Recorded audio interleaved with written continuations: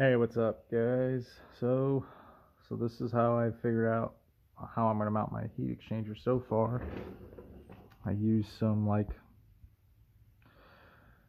basically little tie rod ends that I found online and an adjustment rod, heading out, mounting to some factory bolt holes on this the headlight support, and then I was like, crap, I didn't get enough movement with the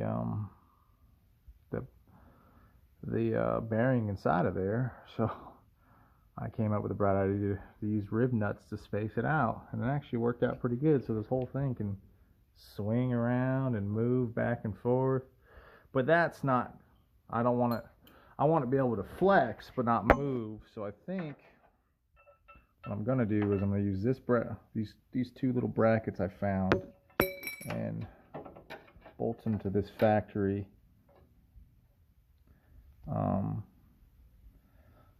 bracket right here, and then I'm gonna bend a couple of these so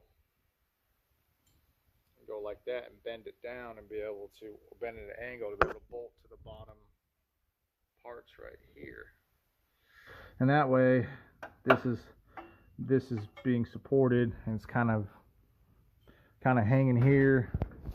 Should clear the front bumper no problem. Won't even have to cut anything. And these two should support it pretty well between these two. And then my heat exchanger will be mounted. That will be done, and then just got to run the lines and still figure out where I'm going to mount this pump. It's kind of been kicking my butt. You see the oil cooler back there. I showed them one of the other episodes, and then I actually got all the oil lines hooked up. Kind of not like the way it turned out. Kind of looks like a spaghetti mess, but it is what it is. Like, that's all there is to it, you know. So oil comes out the motor to this filter, gets filtered, goes into the bottom of the oil cooler thermostat, or the oil thermostat I should say more. It goes back to the motor until it gets so hot where this opens and sends it to the oil cooler. Easy peasy. I just don't like how this line hooks around. I'm probably gonna have to do it something like that and get a little mount or something to get it away from the header. Nice, but we'll see once I get the headers back from getting ceramic coated and how it fits in there. I might just have to build another line, and that's it. That's all I can do it. And I might swap these lines. I might put this big line underneath here, try to make it look a little nicer. But yeah, definitely will take another video once I get the heat exchanger mounted, and then hopefully mount my pump all the way in the back somewhere, and then I gotta figure out, I gotta order two 90-degree 12 AN fittings for this. I have the adapters which I'm gonna put in there. Only problem is I wish this was 3/4 MPT, not half inch MPTs for a 5/8 line, not 3/4. It looks like there's plenty of meat around there. If I wanted to drill and tap it to 3/4, I could, but then I have a bunch of shavings inside my heat exchanger. I don't like that. So hopefully this won't be a flow issue, but we shall see. But yeah. Alright, well, after a couple different brackets and finally decided what I wanted to do, I just end up using little pieces of metal that I already had that worked pretty good. Just stuff I had laying around. Got it in there pretty good. It ain't going anywhere. And The front can take a little bit, thanks to the tie rod ends. Basically, I'm using. You can wiggle back and forth as needed. Bumper fit over here, no problems, nothing. And I'm gonna put a piece of sheet metal underneath here. That way air doesn't have a chance to get pulled up through here. I also am going to be mounting 2 fans for here and here on this heat exchanger to help cool the car off at idle, and to help to maintain or to get the lowest temperature I possibly can for this beast. Now the pump, I have the pump right here, and I built a little bracket for it that I found laying around. Well, I didn't build it, I found it laying around for, I don't know what bracket it was for, but I found it in my stash. But I don't think that's gonna work. But I think I didn't want to mount this in the car, but really, considering I don't have that much room underneath the car because of the fuel pump and the fuel tank, that I'm still waiting for the parts to come into something that's going to be tough to do. So if I just mount it right here, or it doesn't really matter, somewhere on this wall, wherever it goes, wherever I mount it. I mean, I could just cut a nice little hole and run the discharge side, which is for my phone rudely interrupted me. This is a discharge.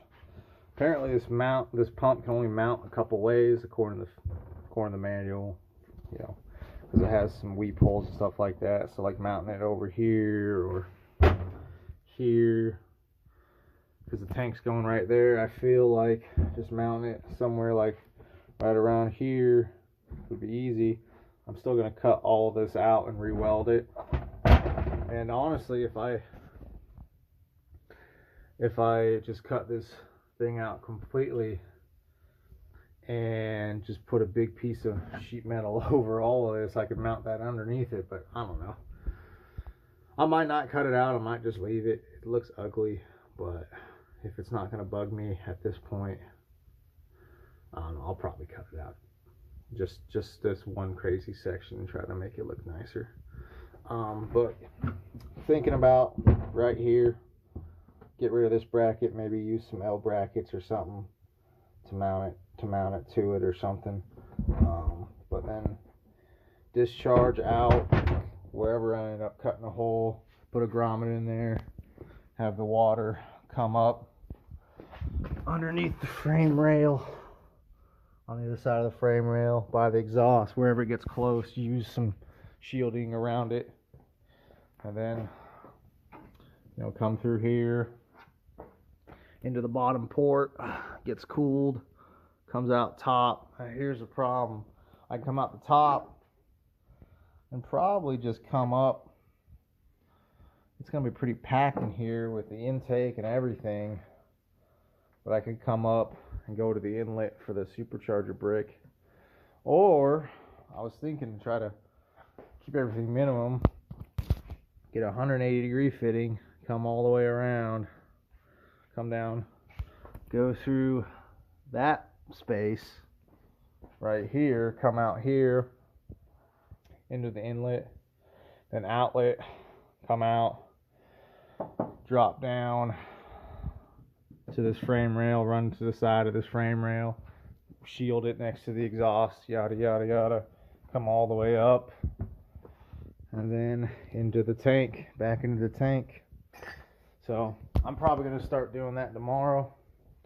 I don't have my fittings for this yet, but I will definitely get the pump mounted and probably cut that hole out.